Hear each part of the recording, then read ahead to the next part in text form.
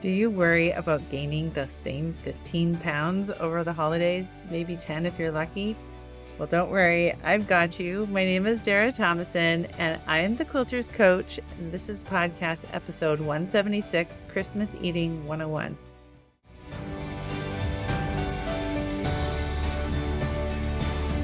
All right, I have a lot of strategy for you in this episode. It's going to be very exciting for you because as a coach, there's a lot of times where we can go into the feelings, look at all of that, and then sometimes we just go straight into full on strategy, do this, do that, do this, do that. Now, I watch my boys being coached by their basketball coaches, and it's really interesting to watch the different approaches. Sometimes the coach needs to just go over the play. No, this is how the play is going to go. This is how we do it. And we practice over and over. And sometimes that's appropriate. Other times we have to kind of take the bigger picture. So there's lots of different times for different strategies. And I will never forget a workshop I went to with Jody Moore probably 6 years ago. Maybe 5. And she did some really cool strategy ideas that have really stuck with me. And I'm going to share some of them with you in this episode. So I'm really excited to share it with you. The worksheet is super helpful. So if you want to download it, go for it. If you're watching the YouTube, of course, you see it right here. And if you're listening, you can just get that worksheet, no problem.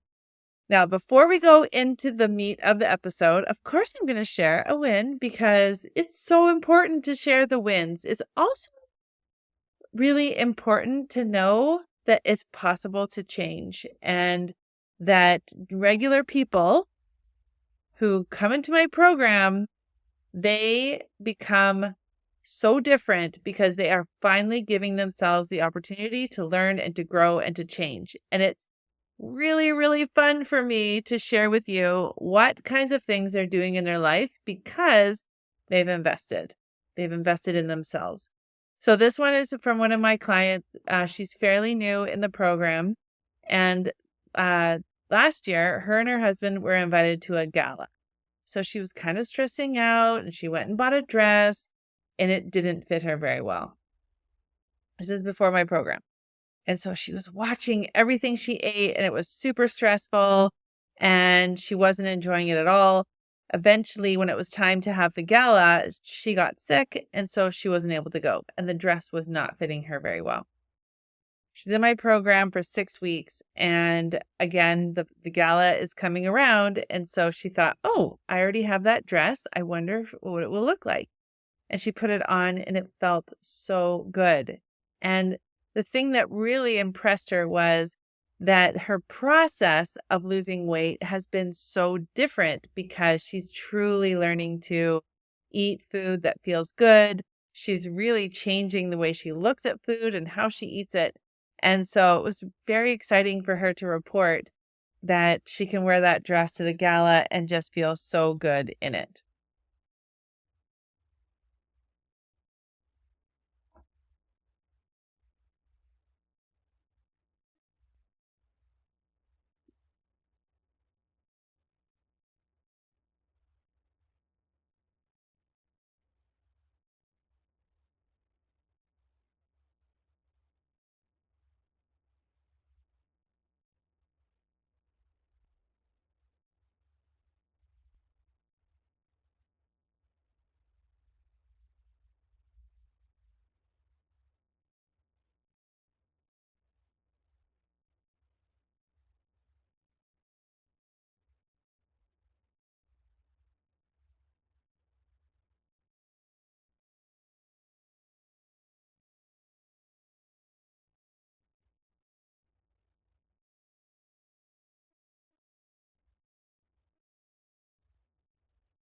Okay. So I want to ask you, how much weight do you usually gain over the holidays? Now, let's just ask. I'm just taking my little drink here. Um,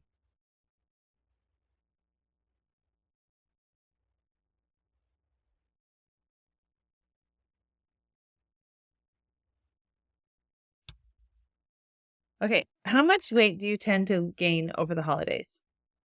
Now, I want to know why. What makes it so that you are gaining this weight over the holidays? So just take some guesses. Do you feel like you're allowed? Like it's just like a time to indulge or is it a lot of memories? And so you eat these things to bring back old memories. Um, you invited to more parties. And so you're just eating more food that you don't normally get, or it just feels like you need to take advantage of all of this. You feel like you better stock up because coming in January, you're going to have less.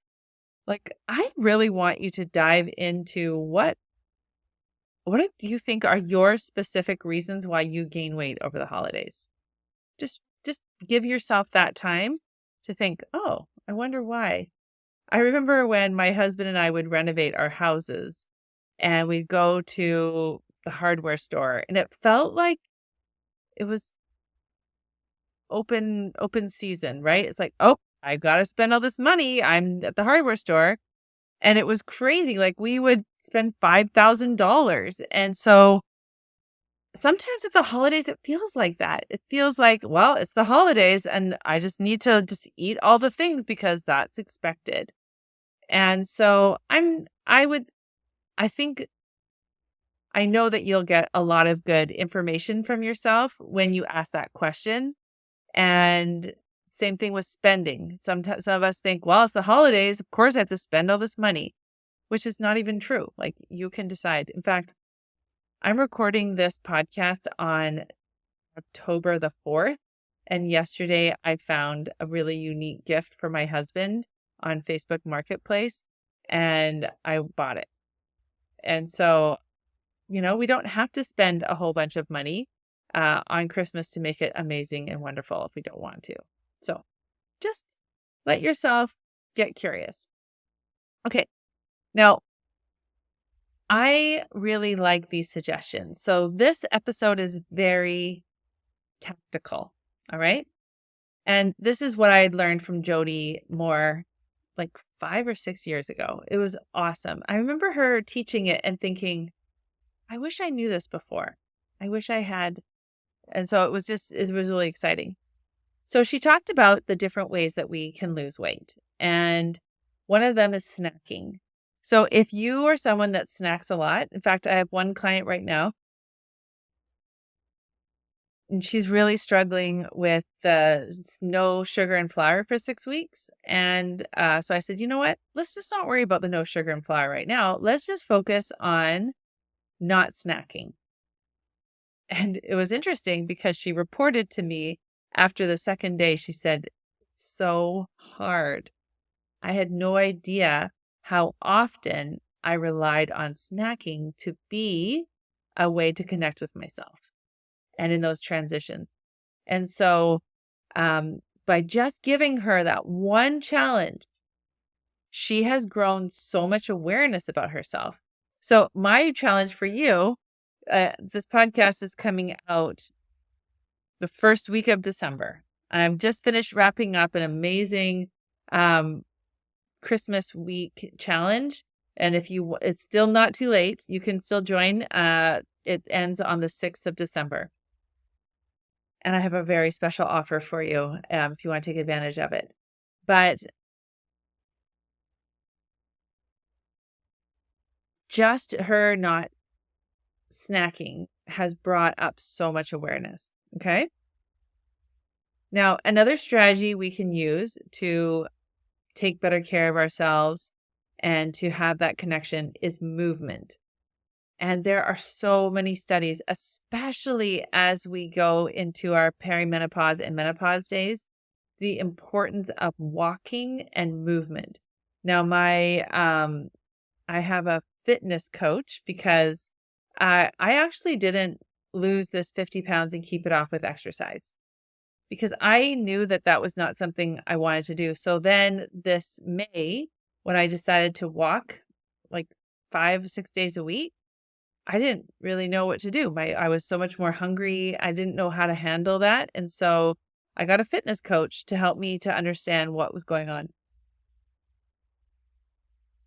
So What would it be like if you just said, I am going to move 15 minutes every day? So whether it's me going up and down my stairs for 15 minutes, my sister gave me this watch a few years ago, and I've been resistant to wearing it because it reminded me of my school teacher days where I was like run by my watch.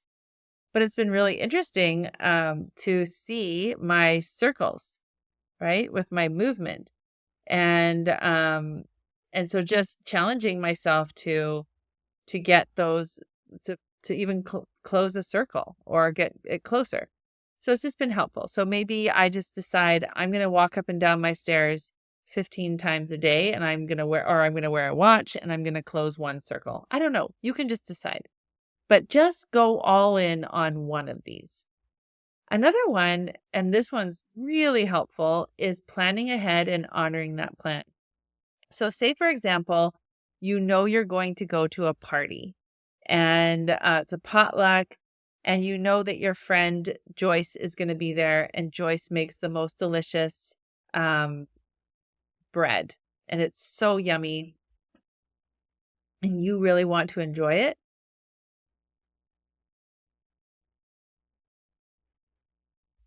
So I would plan that I'm going to go to this party and I am going to have one slice or two slices of Joyce's bread, and I'm going to enjoy every bite, and I'm going to not feel guilty, and it's going to be amazing. And then when I want more, I can say, it's okay, I want more, but I'm not going to have any more because I plan to have those two slices and I enjoyed every bite, and it's fine. So I would look ahead in the month of December and say, what are all the things that I want to eat in December? Maybe you love licorice all sorts. Maybe you love Christmas cake. Maybe you love whatever that is, the chocolate pudding, or sorry, the Christmas pudding. And then you plan it and you eat it and you enjoy it, and there's no guilt. But you don't overeat it, and you only eat what you've planned. It would be amazing to see what happens when you do that. My recommendation is you have one of those planned eats a week. And then the other part of that is to plan for success. So when you go to those parties, one of my suggestions would be making sure there's a really nice veggie tray. I just learned to make, I just made hummus, a homemade hummus, and that's so delicious. And so maybe making a veggie tray with hummus, and then partaking of that, or a fruit tray, or maybe there's a really healthy dessert that you enjoy, and so you bring it.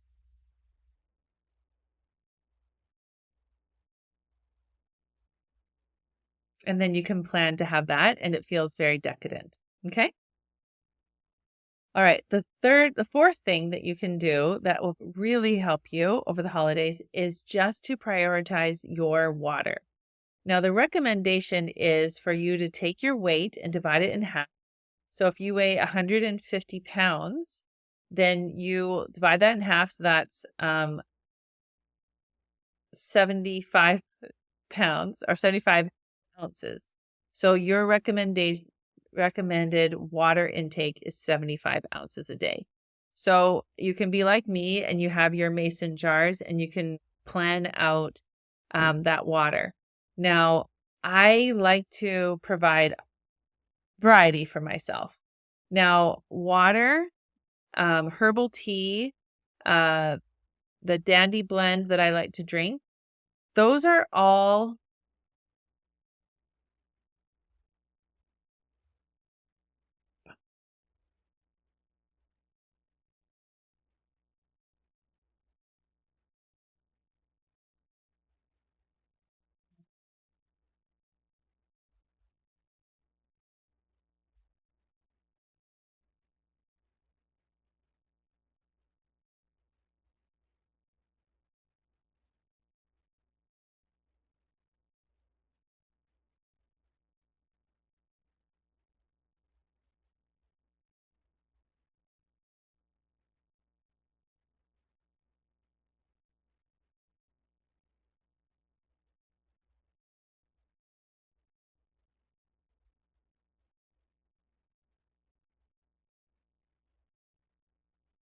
Oh, dehydrate. Yeah. So caffeinated drinks, they will dehydrate you. Whereas herbal teas, water, even dandy blend, those are hydrating. Okay. So I would make sure that you have awesome options. So for my birthday last year or the year before, I went shopping with my husband and I bought these really nice herbal teas. I think I spent like $70 on all of these really nice herbal teas that I enjoy. And I even have a dresser here in my studio that has a whole drawer full of herbal teas. I also have my dandy blend. I have my cocoa that I make my healthy cocoa. I buy the bubbly water from my favorite is from a store called Superstore, and they have like a root beer and ginger ale. They have a cranberry ginger ale. Like they have a variety of these healthy bubbly waters. And so I have those on hand all of the time. And that feels very decadent to me. It feels really fun and loving to myself. And it's a great way for me to set myself up for success. So sometimes at the end of the day, it's so satisfying to just crack open one of those bubbly waters and you can just enjoy it. So this one, for example, is the cranberry ginger ale. It comes out seasonally and they have a variety of flavors. So I remember being challenged when I first learned about life coaching, and I remember actually it was one of Jody Moore's podcasts, and she said that her coach challenged her. She said, if I gave you $1 million for you to have healthy food in your house all like for an entire year, would you do it? And that really stuck with me. So it was so good to direct my brain because I thought, oh, I'm always going to make sure I have eggs. I'm always going to make sure I have vegetables. I'm always going to make sure I have some fruit. I'm going to have some tuna. Like I am always going to make sure that I have food that works well for me. And I do that for my own kids, right? I always make sure my kids have food. I always make sure they have clean clothes. So why wouldn't I do that for me? Okay. So these are really strategic. Now, I want you can pick, don't overwhelm yourself. If you are already doing a pretty good job with water, then I would just say, yeah, I'm going to keep up with my water and I'm going to plan my joy eat, or I'm going to plan movement. I'm going to wear a watch that will track it, or whatever that is, or it's the snacking. So that's the first part I want to talk about. Now, the second part of the podcast is other ways to be helpful to yourself. Now, these are the be awares of. So be aware of transitions. That's a huge one I see. Be aware of overwhelm. And the last one is being aware of being with yourself instead of by yourself. And I will explain that.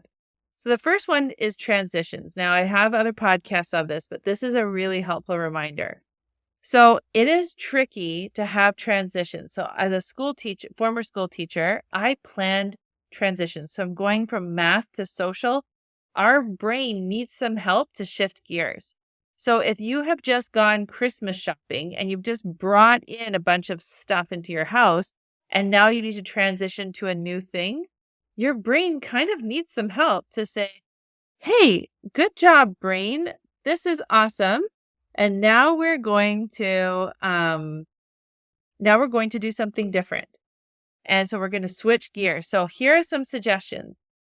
I want you to make a list of what sounds good to you. So what about a transition of playing a Christmas song or doing a little dance to a Christmas song? Or what about texting a friend and just saying like, hey, I love you. Or I just saw this really funny GIF or whatever you call them. Or even a love note. My husband and I are really good at that. It's actually really sweet. We will write each other just randomly of like, hey, I love you. I appreciate all the stuff you do for me. You're just so awesome. And that feels really nice. So that's a very simple, easy thing you can do to transition. Another one that you could do is to check your Christmas list. I have a very specific Christmas list.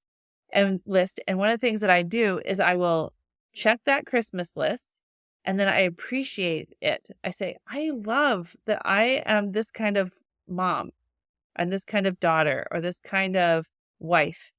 And I will check that list and it will just kind of ground me and it'll get me kind of excited. The other thing I can do through a transition is making myself some nice herbal tea or crack open that bubbly that I love so much. Another thing you can do is you could even just draw a bath if you have a little bit more time. Or what about some cream? I just got some really nice gingerbread cream and it smells so nice.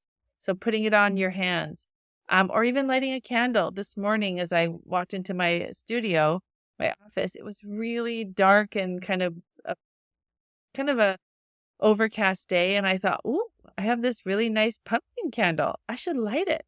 That would be nice for me to do that. So that's another thing you could do. So those are just some transition activities that you can plan ahead and then you can just do them. Okay, the next one is be aware of overwhelm. So I want you to look at what is the intention you have for the holidays. Now, back in a previous episode, I talked about preparing yourself for the holidays. And I asked you the question, what are your favorite emotions in the holidays? And what are your least favorite emotions? And I basically want to ask you, what is your intention for the holiday? And I like to do this with my clients of saying, what is it that you want? And then reverse engineer it. So if you want to feel peace, if you want to feel calm, if you want to feel happy, if you want to feel excited, what are the things that you're going to do to get that? And then let's make a plan. And so my invitation to you is to set your intention now and then put that on a place that you see a lot. So I would recommend on the cover of your screenshot of your phone, right? And or maybe you put it up, write a note, and if you have a clear cover like me, put that on the back of your phone. Or do you put it on your mirror in your bathroom if you don't want it to be so public? I'm not sure what works best for you. And you're not probably sure what works best for you until you try it. So my invitation is to go and try it. Another thing that when you're feeling overwhelmed, just put your hand on your heart and just say, oh boy, I can feel it. I can feel the pressure. Or maybe it's on the back of your neck and maybe you just need to do a little bit of a neck roll and a neck rub. Okay. Head roll and a neck rub. Another thing maybe you could do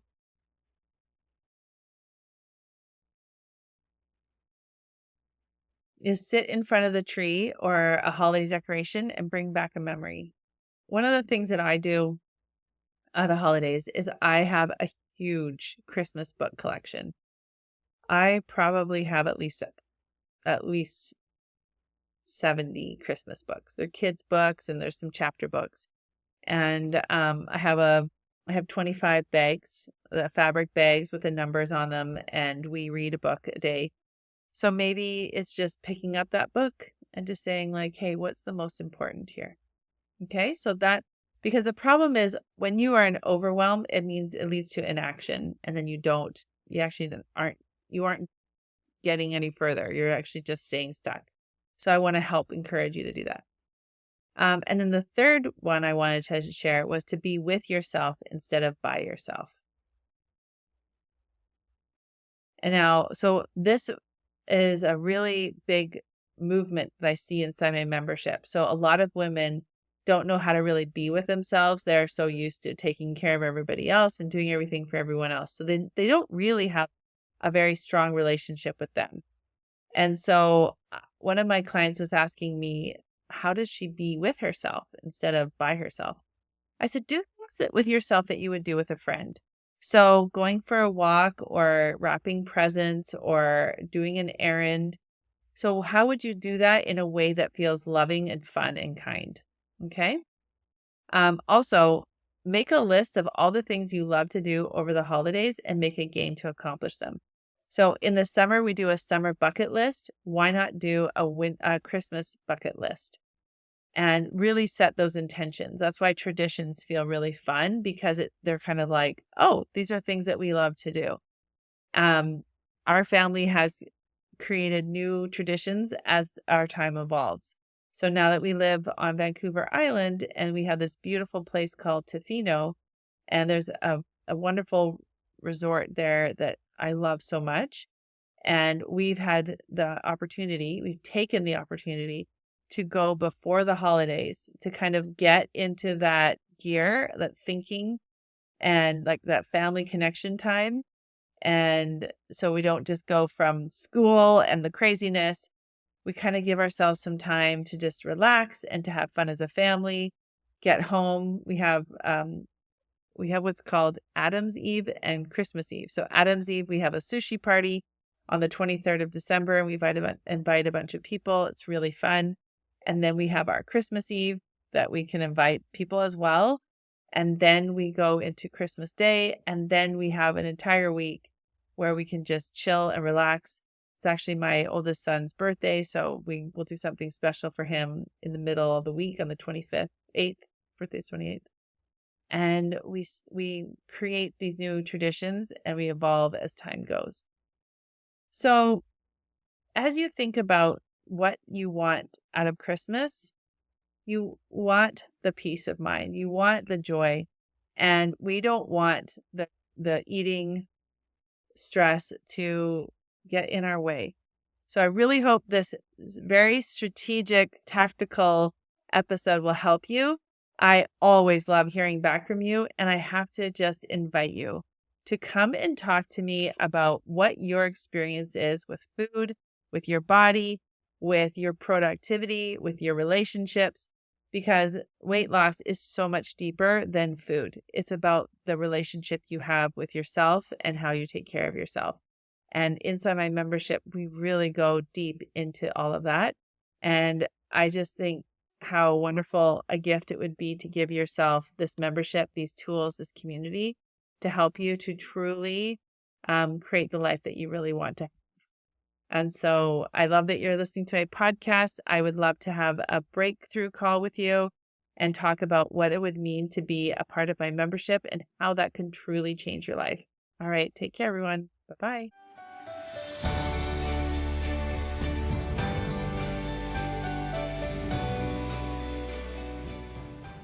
If you aren't loving your current life and hear yourself saying things like, I should be happier, I should be getting more done, or question how productive and fulfilled you are, this podcast is for you. I'm Dara Thomason, professional quilter turned life coach for quilters, where I show you how to overcome obstacles like perfectionism, people pleasing, overeating, overcomplicating life, so that you can really start to enjoy your life by learning and using tools for your brain to help you transform your everyday living.